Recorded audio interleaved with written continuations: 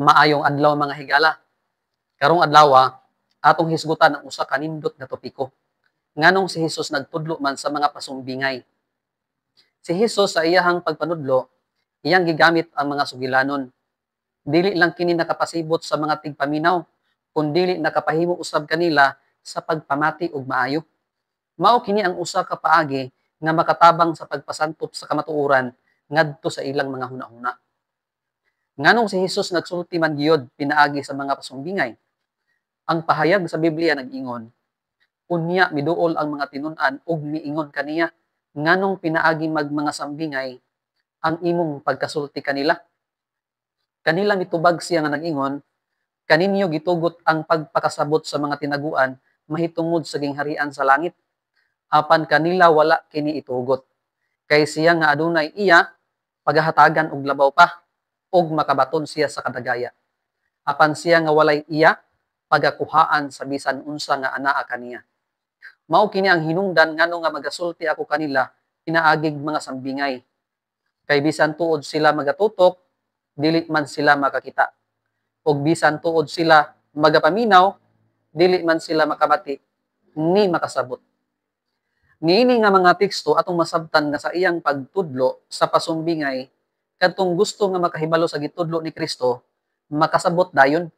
Apan hinuon ang iyang mga paagi sa paggamit sa pasumbingay, mao'y usa ka tabil sa kamatuoran gikan sa iyang mga kaaway nga buot mulaglag kaniya. Diin man si Kristo magakuha sa iyang mga sugilanon. Kadaghanan sa iyang mga sugilanon gikan sa kinaiyahan.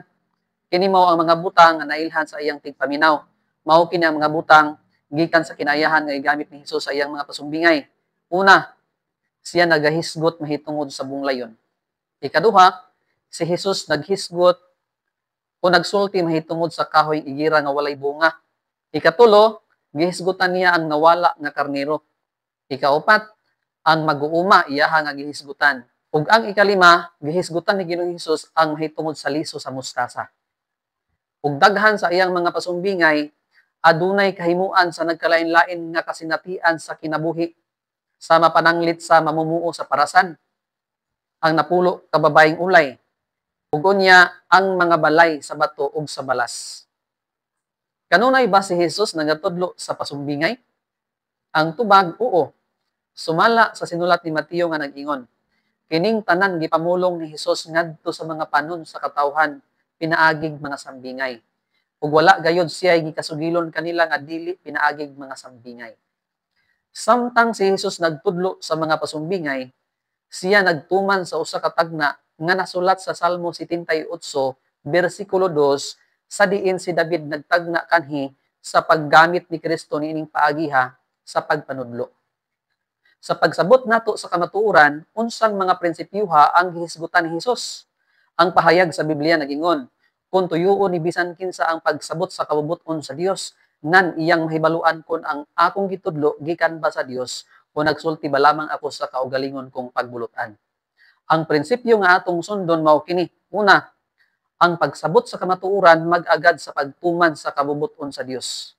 Ikaduha, ang Espiritu Santo mao'y magtudlo sa matinumanon nga kasing-kasing. Ikatulo, ang tinuod nga pagsabot sa Biblia dili gikan sa personal nga opinyon. Usa ka panahon si Hesus nangutana sa pag-ingon, nganong dili man kamo makasabot sa akong sinultihan? Ug unya siya mihatag og tubag. Tungod kay kamo dili man ugod makabati sa akong pulong. Ang gikinahanglan aron ikaw makasabot sa kamatuoran mao ang pakigsaad ug pagtugyan ngadto sa Dios. Siya nga gikan sa Dios makabati sa mga pulong sa Dios. Ang katarungan ngano nga dili kamo makabati niini mao nga kamo dili gikan sa Dios. Mga higala, hinumdumi nga kadaghanan sa mga pasumbingay nagatudlo sa kamatuoran. Mga pila ka tuig ang milabay, ang iyang tigpaminaw o ang tigpaminaw ni Hesus makakita sa mga butang nga gigamit ni Kristo sa iyang mga pasumbingay ug unya mahinumduman nila ang iyang ginatudlo. Ang pagtudlo sa pasumbingay makahimo sa mga katawhan sa pagpangutana. O kining paagi ni Kristo nagawhag sa tanang sari sa katawhan. Daghang salamat sa inyong pagtanaw.